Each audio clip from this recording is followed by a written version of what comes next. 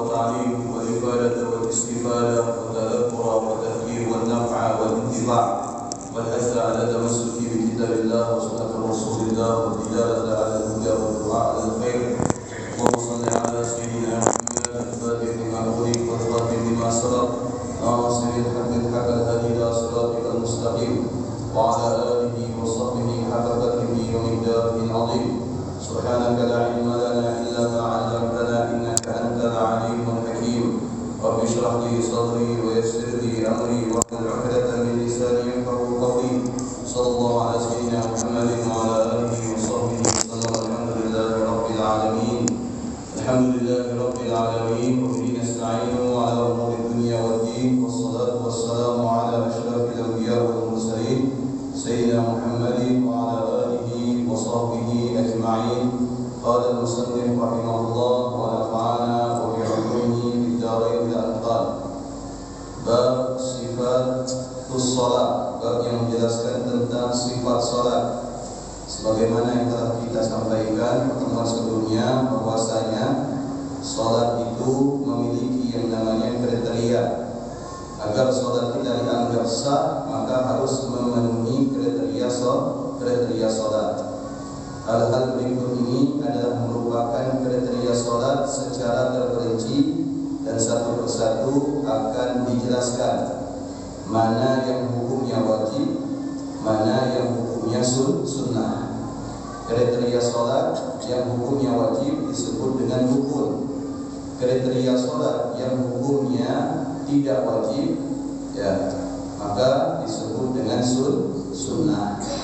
Adapun rukun ini kriterianya cukup berat karena harus memenuhi semua kriteria. Jadi andaikan ada satu ucapan maka harus terpenuhi, karena ini dinamakan rukun. Andai tidak terpenuhi maka dianggap tidak memenuhi syarat. Adapun sunnah, ya, baik dilaksanakan atau tidak, maka tidak akan mempengaruhi keabsahan salat, hanya saja mengurangi keutamaan salat. Itu perbedaan antara rukun yang hukumnya wajib dengan sunnah. Tahun 76 sampai kepada kalimat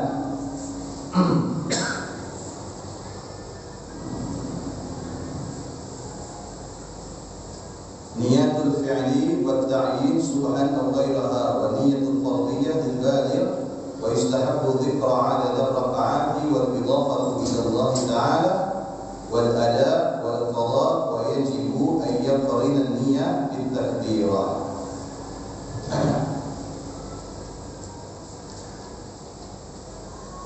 Wa'lam anna min al-fardhi ma la tushtaru fihi niyatul fardhiyyah bila khilaf. Sebagaimana kita ketahui bahwasanya di dalam lafaz niat atau di dalam kalimat niat. Jadi niat itu kan terdiri dari beberapa lafaz dan niat. Dan lafaz dan kalimat ini harus berurutan. Ya, harus berurutan. Lafaz dan kalimat itu harus berurutan. Akan tetapi tidak semua lafaz itu di dalam niat wajib untuk dihadirkan. Ya, ada yang hukumnya wajib, ada yang hukumnya sunnah. Yang wajib itu di dalam salat fardu cukup apa? Al-qasdu wat ta'yin wal fardhiyah.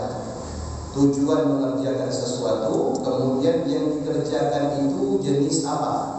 Dan kemudian hukumnya apa? Seperti usalli fardal maghribi, ya, selesai.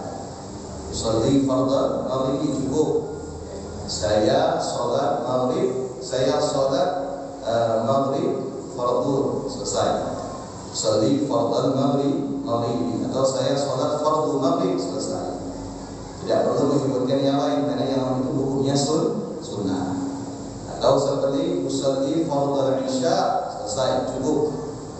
Saya sholat fardu isya, cukup. Adapun tambahan-tambahan seperti rakaat, kemudian adaan lillahi ta'ala, mustaqbilal qiblah, makmuman, itu semuanya hukumnya sunnah.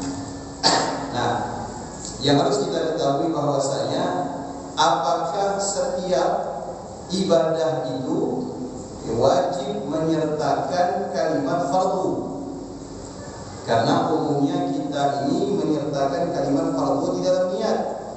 Apakah ibadah lain juga demikian? Ibadah yang dimaksud di sini adalah di luar sholat fardu, seperti puasa Ramadan, seperti zakat, seperti haji, seperti umroh. Karena dalam mazhab Syafi'i, umroh itu hukumnya wajib manakala tidak ada peluang untuk mengerjakan haji. Jadi kalau peluang untuk mengerjakan haji itu jauh, lama, puasa kita ditua dan sebagainya, maka wajib bagi kita umroh. Ya, wajib bagi kita itu umroh. Ini misalkan seperti saya, umur berapa saya? Umur 38, daftar haji, kata Kemenak berangkatnya 25 tahun lagi. Berarti kan kalau kira-kira 60 lebih umur saya berangkat, ya kan? Kalau udah 63, 65 ini, ya mungkin pakai tongkat saya berangkat. Maka kalau misalkan peluangnya yang cukup jauh, berarti kewajiban saya itu umroh. Itu dalam mazhab Syafi'i, kewajiban itu umroh, bukan haji lagi. Karena peluang untuk mengerjakan haji itu sulit, kecil. Jadi semua ibadah wajib seperti sholat, zakat, puasa, haji atau umroh. Ya, kalau sholat sudah kita bahas. Apakah selain sholat itu wajib menyertakan kalimat fardu? Sebagaimana sholat fardu. Kalau sholat fardu itu kan hukumnya wajib 5 waktu, termasuk Jumat. Maka wajib menyertakan kalimat fardu. Kalau tidak menyertakan kalimat fardu, maka niatnya tidak sah. Kalau niatnya tidak sah, berarti sholatnya juga tidak sah. Kalimat fardu itu untuk memperjelas bahwasanya sholat yang kita kerjakan itu hukumnya wajib, bukan sunnah. Bukan bukan sifatnya itu selain daripada sholat wajib seperti sunnah, bukan. Tapi hukumnya wajib. Maka wajib menyertakan fardu. Tapi kalau misalkan selain sholat seperti zakat, puasa Ramadan atau haji atau umroh, apakah wajib? Maka di sini dikatakan bahwasanya ya'lam anna minal fardhi ma la tashtaritu fihi niyatul fardiyyah bil khilaf. Ketahuilah bahwasanya di antara ibadah-ibadah yang hukumnya itu fardu, ada ibadah yang tidak disyaratkan, tidak mesti, atau tidak diharuskan di dalam niatnya itu harus menyematkan kalimat fardu. Nanti kira-kira ada ibadah yang ibadahnya itu fardu, tetapi tidak harus menyematkan kalimat fardu di dalam niatnya. Kalau sholat fardu 5 waktu termasuk Jumat itu kan wajib menyertakan fardu. Tapi selain sholat, ibadah ini tidak harus atau tidak wajib menyertakan kalimat fardu di dalam niatnya. Seperti apa? Seperti haji. Seperti haji. Dan umroh, haji dan umroh ketika niat tidak harus kita menyertakan kalimat fardu. Contoh misalkan, kapan kita niat haji itu? Ketika mengambil niat di miqat. Itu niat haji, bukan niat haji itu ketika ada duit daftar. Bukan, itu namanya keinginan, azmun. Azmun itu artinya ada keinginan yang kuat. Azam. Itu bukan niat, adanya keinginan. Itu belum niat, itu dianggap itu kapan? Ketika kita sudah memakai ihram sampai di miqat, baru kemudian kita niat. Kalau misalkan kita berangkat, tujuan kita itu langsung ke Mekah, berarti miqatnya kita itu di Jeddah. Kalau misalkan kita tidak tujuan ke Mekah langsung, tapi tujuan ke Madinah terlebih dahulu, berarti ketika akan ke Mekah dari Madinah, miqatnya itu di Masjid Bir Ali. Miqat itu apa? Miqat itu tempat, waktu di mana kita berniat. Makanya disebut dengan miqat. Karena asal daripada kalimat auqata yuqitu, waktu yang telah ditentukan. Miqat artinya tempat di mana waktu kita berniat. Kalau di luar daripada tempat ini kita berniat, tidak sah. Contoh misalkan saya niat haji dari Batam, tidak sah, karena saya belum memakai ihram. Ya, dan saya belum berada di miqat.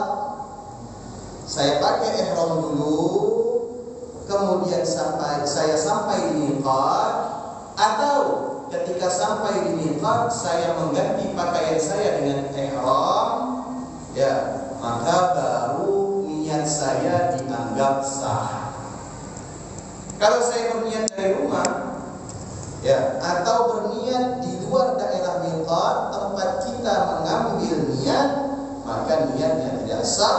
Kalau tidak sah, berarti ibadah haji atau umroh juga tidak sah. Nah, ini kalau tidak tahu, ya, bagaimana proses melaksanakan haji dan umroh, rugi. Betul tak? Udah rugi duit, ngantri 20 tahun, nunggu 20 tahun. Duitnya bukan kecil-kecil, sampai berjual sawah, berjual sapi. Tidak? Nah, nabung sekian puluh tahun. Ya, ternyata haji dan umrohnya tidak sah. Kalau haji dan umrohnya tidak sah, kewajiban tidak gugur. Walaupun duit sudah melayang, kewajiban tidak gugur. Kewajiban belum gugur, dan ketika kita mampu, maka kita termasuk orang yang berdosa. Nah, itu makanya ibadah haji dan umroh itu ibadah terberat. Kenapa? Karena tidak bisa dikerjakan di tempat lain, tidak bisa dikerjakan di waktu-waktu yang lain, waktu tertentu, dan kemudian menggunakan ongkos yang tidak kecil. Berbeda dengan sholat. Kalau maghrib tadi kita tidak sah sholat, ulang lagi, selesai. Tidak keluar duit, tidak capek, tidak perlu keluar masjid. Puasa Ramadan tidak sah, kita puasa besok, tidak perlu keluar duit, tidak perlu kemana-mana kita. Tapi kalau haji dan umroh itu lah. Makanya Allah jelaskan, ya, tentang haji dan umroh itu di dalam Al-Quran beberapa kali dan berulang-ulang. Karena ibadah ini bukan ibadah sebagaimana ibadah rukun pada umumnya. Itu. Nah, jadi ketika melaksanakan haji dan umroh, niatnya itu tidak harus menyematkan fardhiyah. Kalau sholat kan harus menyematkan kalimat fardhiyah. Tapi kalau haji dan umroh tidak. Nah, contoh misalkan saya ganti misalkan pakaian saya. Ya, saya ganti pakaian saya dengan ihram. Anggap saja nih ya. Misalkan saya tujuan langsung ke Mekah. Berarti kalau saya tujuan ke Mekah, biasanya itu kita akan melihat sebagian jamaah haji dan umroh itu sudah memakai ihram dari bandara Jakarta. Betul kan? Cuman ini memberatkan sebenarnya. Baiknya pakai ihram dalam pesawat 9 jam itu enak gitu. Dengan sesuatu igel dan sebagainya. Kita heran juga, kenapa pula gua ini pakai ihram? Ya, dari Jakarta, dari Cengkareng. Tapi biasa ya, nanti sampai di atas baru saleh. Ya, terus 9 jam pakai ihram itu gimana? Ya, walaupun belum berlaku larangan, masih boleh pakai sabun, masih boleh pakai minyak, masih boleh sikat gigi, masih boleh ketok kuku, motong bulu, masih boleh. Nikah pun masih boleh. Karena belum niat. Kalau sudah niat baru dilarang semua itu. Ya. Nah, itu tidak nyaman. Ya. Sebagian ada yang ketika di Yalamlam, biasanya kalau misalkan kita tujuan ke Mekah langsung umroh atau haji, ya, itu pesawat tujuan Jeddah akan mengkonfirmasi kepada penumpang bahwasanya sebentar lagi kita akan memasuki daerah miqat, yaitu Yalamlam. Nah, biasanya sebagian jamaah itu mengganti pakaian di pesawat. Nah, ini juga sebenarnya sulit. Kenapa? Karena WC itu cuma ada 3, WC itu cuma ada 2. Yang ngantri ini ratusan. Kalau udah nak ganti pakaian biasa aja, WC lah, apa nak genah lah ya. Nah, cuman kita mengambil pendapat boleh menggantikan ihram itu di bandara Jeddah. Ya, itu Itu boleh di bandara Jeddah. Ketika sudah sampai di miqat, biasa pilot itu mengkonfirmasi kita sudah sampai di miqat, kita sudah pakai ihram, baru kita berniat. Kalau belum pakai ihram, berniat ya tidak sah. Ganti dulu pakaian ihram, baru kemudian niat. Ya, ganti dulu pakaian ihram, baru kemudian niat. Sama dengan sholat. Ya, sholat tidak sah kalau kita niat dari rumah. Berdiri dulu menghadap kiblat, ya, mengangkat tangan takbiratul ihram, baru kemudian tidak sah kita niat dari rumah. Begitu berdiri sholat berjamaah tidak niat, karena niatnya sudah dari rumah, tidak sah. Karena niat itu identik dengan bekerja, berbarengan dengan pekerjaan, kecuali puasa dan memandikan jenazah. Selain daripada ini, maka niat wajib bersamaan dengan yang namanya pekerjaan.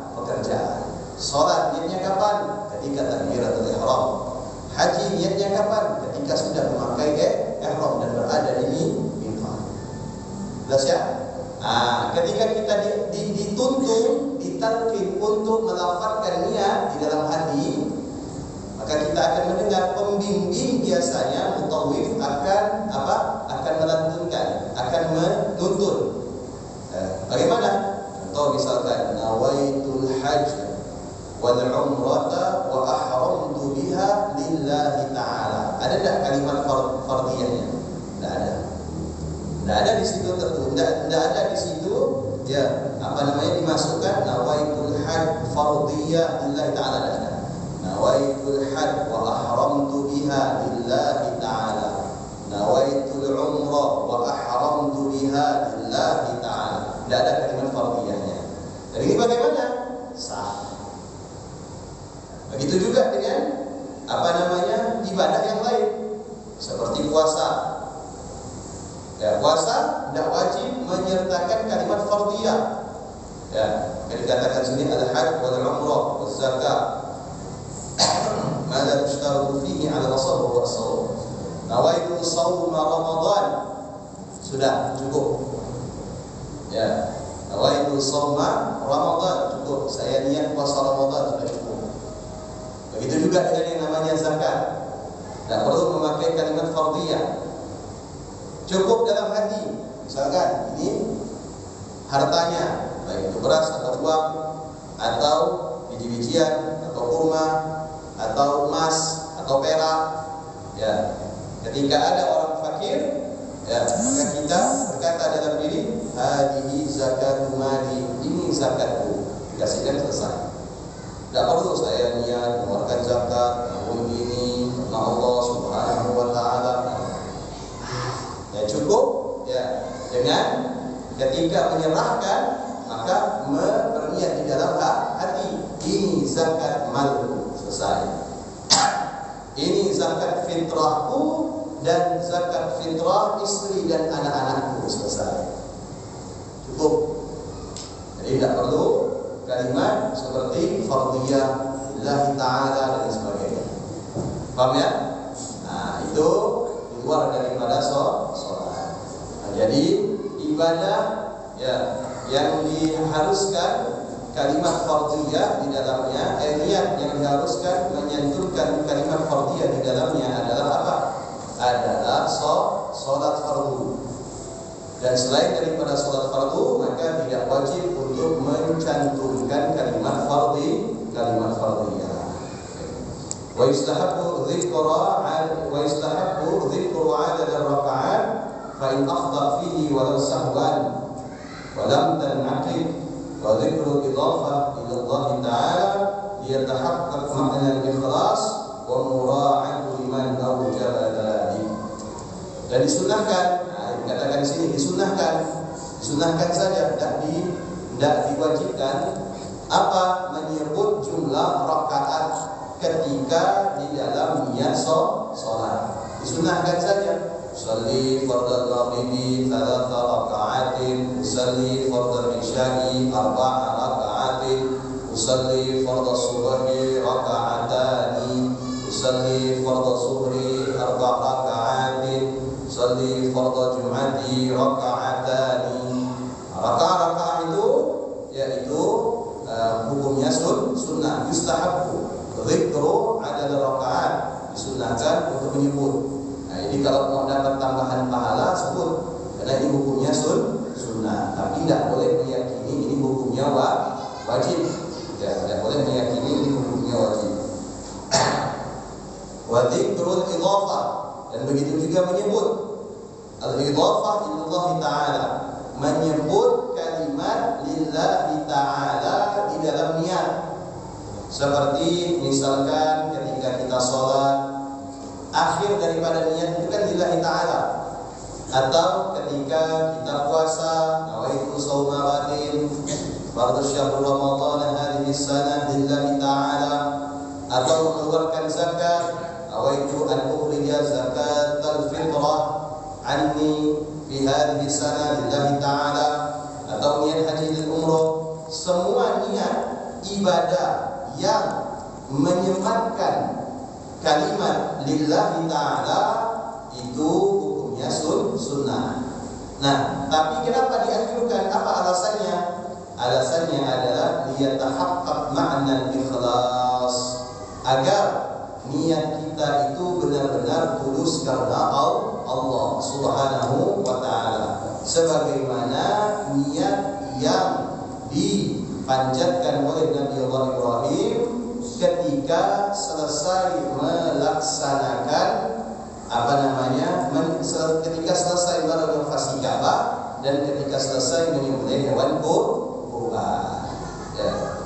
Inni wajjahtu wajhiya lillahi rabbil alamin. Ya, inni wajjahtu wajhiya lillazi fatara samawati wal arda. Tuh.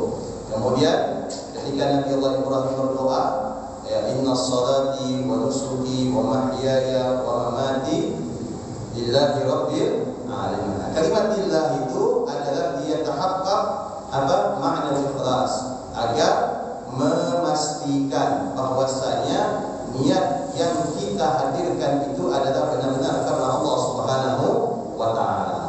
Ini artinya adalah perantara. Karena ikhlas itu perlu yang namanya perantara. Ya, ikhlas itu perlu yang namanya perantara. Di antara perantara ikhlas itu adalah dengan apa? Dengan berharap kepada Allah. Itu. Jadi tidak boleh kita itu meyakini ibadah kita itu ikhlas tanpa memohon kepada Allah. Mohon kepada Allah agar kita itu dimasukkan oleh Allah ke dalam golongan orang-orang yang ikhlas. Karena ikhlas ini adalah amalan hati dan nampak. Ya, ikhlas. Awalnya ikhlas itu apa? Riya. Ya, nah itu amalan hati. Jadi segala sesuatu yang ada di dalam hati itu tidak nampak dengan mata, tapi yang maha mengetahui keadaan hati itu adalah Allah Subhanahu wa ta'ala. Maka minta ikhlas kepada Allah Subhanahu wa ta'ala. Maka sampai-sampai Nabi Ibrahim ketika diceritakan di dalam Al-Quran, apa kata Allah Subhanahu wa ta'ala? A'udzu billahi minasyaitonir rajim. Wa id yarfa'u Ibrahimul qawa'ida minal bait wa Ismail Rabbana taqabbal minna innaka antas sami'ul alim. Dan ingatlah ya, ketika Nabi Allah Ibrahim mengangkat pondasi rumah Allah Subhanahu wa ta'ala yaitu Ka'bah, dan Nabi Allah Ismail dibantu oleh Nabi Allah Ismail mengangkat pondasi, artinya merenovasi, meninggikan. Karena Ka'bah itu sempat beberapa kali roboh, ya ditinggikan lagi, roboh lagi, ya karena kena banjir dan sebagainya. Nah, itu bagaimana? Nabi Allah Ibrahim selesai merenovasi Ka'bah, meninggikan pondasi Ka'bah, maka Nabi Allah Ibrahim berdoa kepada Allah, Rabbana taqabbal minna innaka antas sami'ul alim. Ya Allah, terimalah dari kami, sesungguhnya Engkau adalah Maha mendengar dan Maha mengetahui. Nah, kalau kelas Nabi Allah Ibrahim saja masih memohon kepada Allah, pada kelas kita. Padahal para nabi itu keikhlasan dan ketulusannya tidak diragukan lagi. Wa mura'atu liman aujaba dzalik. Tujuan kita menambah atau menyematkan kalimat lillahi ta'ala di dalam niat selain untuk memastikan kita itu agar ikhlas, dan di antara lain adalah wa mura'atu liman aujaba dzalik, agar kita termasuk orang yang dapat dipercaya oleh Allah untuk menjaga apa-apa yang telah diwajibkan oleh Allah Subhanahu wa taala. Ini harapan agar termasuk orang-orang yang ikhlas, harapan juga agar kita ini termasuk golongan orang-orang yang tetap dipercayakan oleh Allah untuk menjalankan kewajiban. Ini memohon kepada Allah. Ya, permohonan yang semacam ini harus ada di setiap hamba. Kenapa? Karena barangkali di tengah ibadah atau di tengah perjalanan penghambaan kita kepada Allah Subhanahu wa taala itu pasti akan digoda oleh syaitan. Jadi syaitan itu ya punya trik. Kalau orang sudah hijrah, syaitan itu tidak ngajak lagi mabuk, tidak ngajak lagi zina, tidak ngajak lagi main judi, tidak ngajak lagi maksiat yang lain. Tapi syaitan itu naikkan kelasnya, ya, naikkan jurusnya.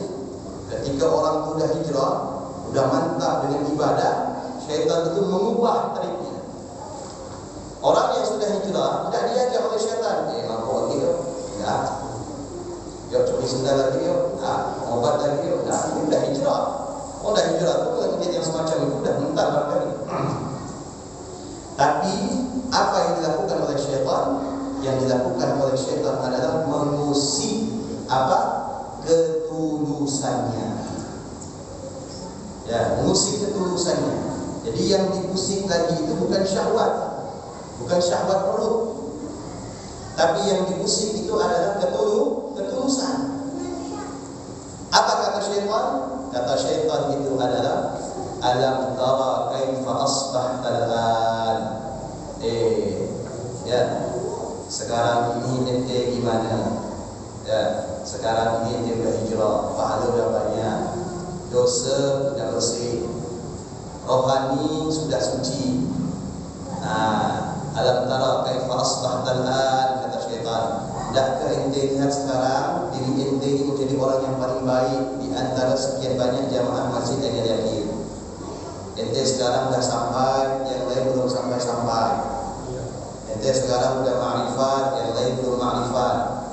Ente sekarang sudah musyahadah, yang lain belum musyahadah. Ente sekarang berada di dalam muraqabah, yang lain belum di dalam muraqabah, belum di dalam pengawasan. Sekarang ente sudah mencapai kedudukan yang paling tinggi. Ente pantas untuk mendapatkan kemuliaan. Lalu dah lambung oleh ini. Tidak, kena angin lambung. Kena angin lambung ini bukan yang lambungi jamaah, yang lambung setan. Yang lambung setan ini, ya begitu kita melambung jatuhnya kita sakit. Kalau yang lambung manusia jatuhnya tidak sakit, ya kan?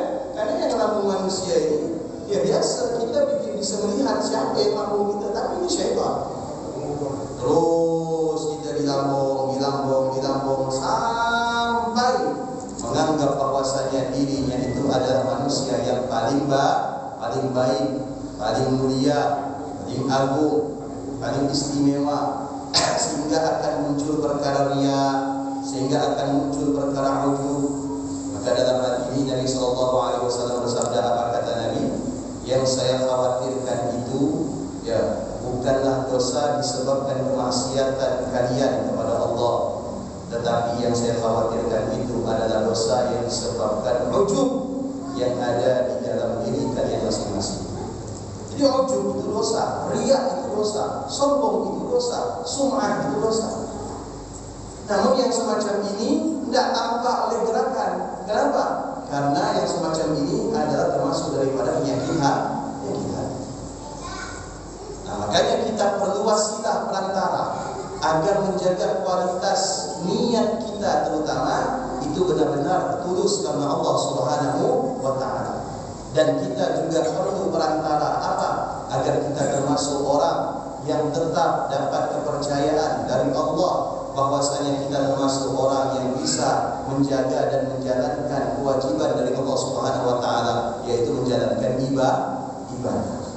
Semua diwajibkan oleh Allah Subhanahu wa taala ibadah, tapi tidak semua mendapatkan kepercayaan. Ya, semua mendapat tugas, semua mendapat beban, mendapat amanah, tapi tidak semua mendapatkan kepercayaan. Hanya orang-orang tertentu diberikan kepercayaan oleh Allah untuk menjalankan ibadah ini dengan sebenar-benarnya. Maka kalau kita ingin minta kepada Allah Subhanahu wa taala agar diberikan kepercayaan untuk menjalankan kewajiban kita kepada Allah Subhanahu wa taala. Ada dan kemudian di dalam niat itu biasanya kita nyebut adaan. Ya. Dan pernah juga kita itu mencantumkan kalimat qadaan. Nah, adaan, qadaan, i'adatan. Itu tiga hal yang boleh dicantumkan di dalam salat tidak. Ya. Maka zikrul adab wal qada walau fi nafli ya, tarikul la'an yasqulu minhuma bi niyatil akhar in jahilal hal. Begitu juga menyebut adaan wal qadaan itu adalah merupakan perkara yang dianjurkan. Apa bedanya? Adaan yaitu ibadah yang kita kerjakan pada waktunya. Seperti sholat subuh sebelum kesiangan. Ya, itu adaan. Sholat subuh sebelum kesiangan. Sholat maghrib sebelum masuk waktu isya. Itu adaan. Ya, adaan. Tapi kalau misalkan sholat yang kita kerjakan sudah melewati waktunya, subuhnya jam 6, ya padahal batas akhir subuh itu jam berapa? Jam 5.45 misalkan, ya kan? Kita bangunnya jam 5.45, belum kamar mandi, 5 menit dan sebagainya, sholatnya jam 6. Berarti udah tidak bisa adaan apa? Qadaan. Ya, harus langsung mengerjakan sholat, tidak boleh nunda. Dalam jam 6 bangun besok subuh adalah sholatnya. Nunggu apa lagi? Ya, takutnya ada tamu tak diundang datang. Siapa? Malaikat Israel. Ya kan? Nah, kalau misalkan kita begitu, bahasa orang itu tergugas, tidak sadar. Allah kesiangan subuh, langsung kita sholat, tidak usah tunda lagi. Nunggu zuhur, nunggu asar, nunggu maghrib, atau nunggu subuh besok, paskan waktu subuh. Ya kalau mau sampai, kalau ada. Langsung kita wudu, langsung kita sholat. Jam berapa pun kita bangun. Tapi niatnya bukan adaan, karena sudah di luar waktu. Niatnya apa? Qadaan. Sama dengan puasa. Puasa Ramadan ada bolong, kan tidak mungkin dibayar di bulan puasa. Ya kan? Tidak boleh. Ada dua niat dalam puasa Ramadan tidak boleh ada dua niat. Ya, hanya ada satu niat. Adaan. Lalu bagaimana mengganti puasa? Berarti qadaan. Karena puasa Ramadan yang kita kerjakan itu di luar bulan Ramadan, bulan Syawal, bulan Dzulqa'dah, bulan Dzulhijjah. Ya, membayar puasa Ramadan itu boleh di semua waktu kecuali hari raya Idul Fitri, Idul Adha, dan kemudian hari tasyrik 11, 12, 13 Dzulhijjah. Selain daripada ini boleh kita membayar puasa Ramadan. Tuh. Kemudian ada yang namanya i'adatan. I'adatan. I'adatan itu apa? Salat ibadah yang kita kerjakan tujuan untuk mengulang. Kenapa mengulang? Karena ibadah pertama yang kita kerjakan ternyata tidak sah. Contoh, misalkan tadi sholat maghrib saya tayamum. Misalkan saya tayamum. Sebab apa tayamum? Bukan karena sakit, tapi karena memang air tidak ada sama sekali. Anggap air tidak ada sama sekali, maka kita tayamum. Begitu azan maghrib, saya tayamum. Tayamum kaki kanan. Selesai tayamum, selesai azan, iqamah, kemudian langsung sholat maghrib. Tapi sholat maghrib ternyata hujan turun. Dalam qaidah fikih, tayamum hukumnya batal. Nah, dalam qaidah fikih, tayamum hukumnya batal. Sekalipun alasan medis. Misalkan kata dokter, Ustaz, kan Ustaz sakit, tidak boleh terkena air.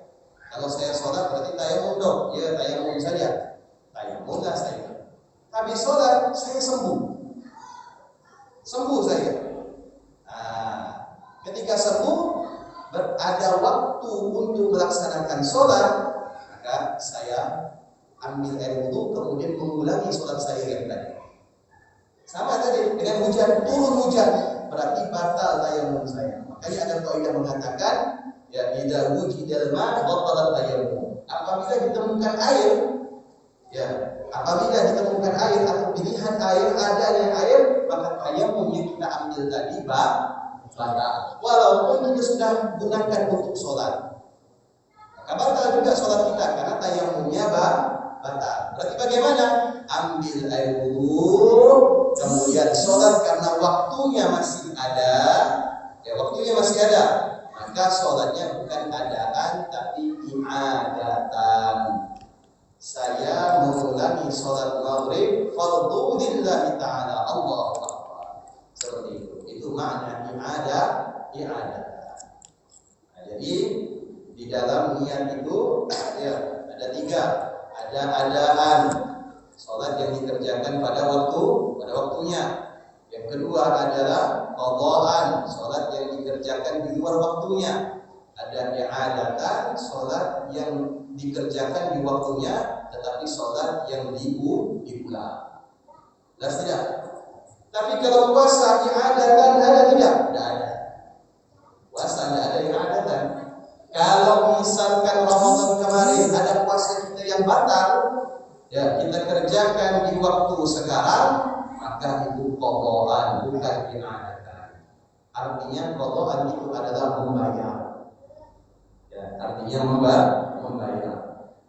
Adapun adaan artinya menunaikan pada waktunya.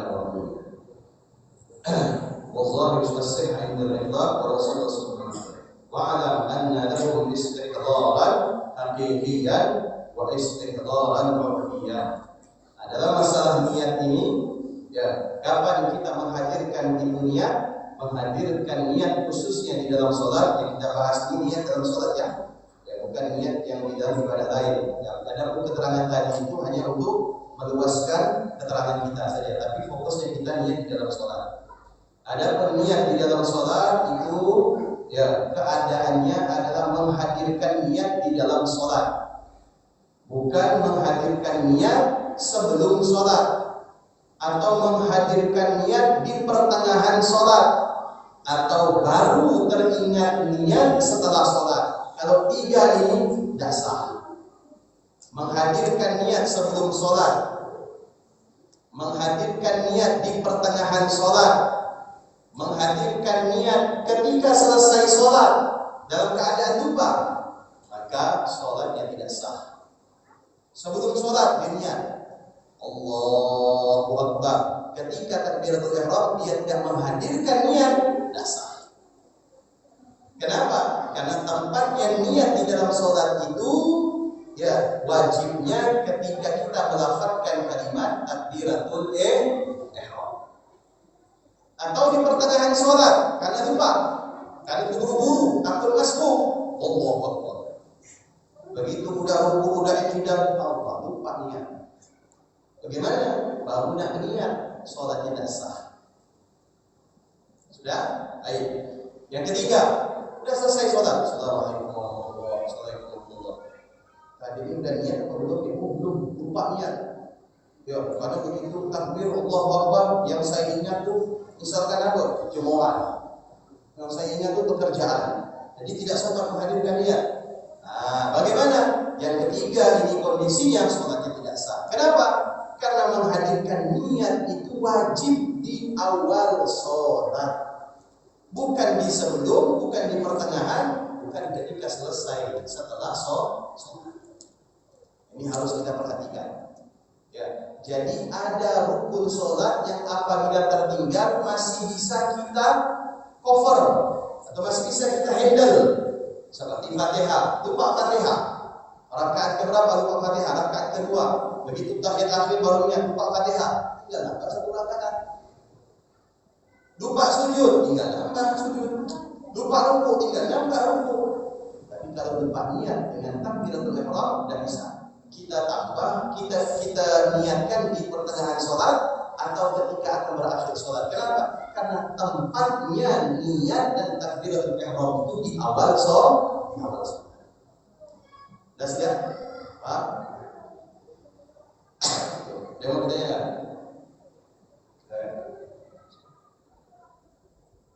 Ustaz, Assalamualaikum warahmatullahi wabarakatuh.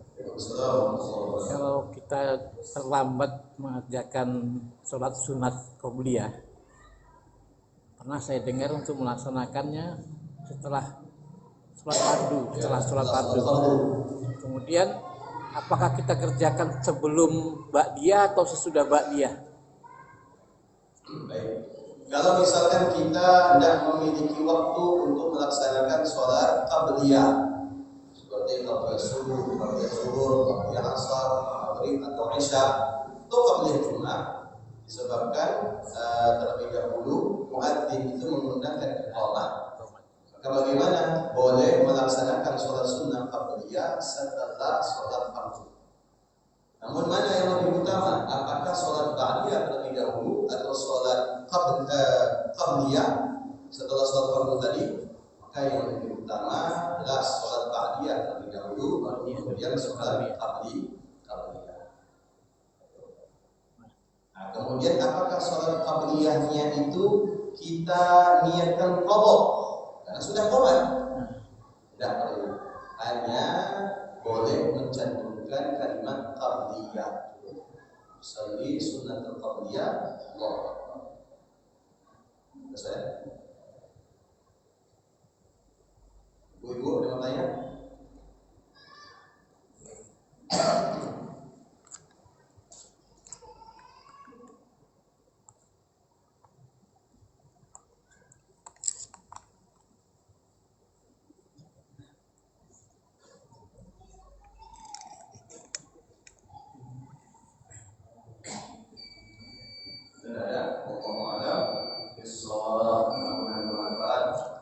Bismillahirrahmanirrahim. Subhanallahumma wa bihamdika asyhadu an la ilaha illa anta astaghfiruka wa atubu ilaik.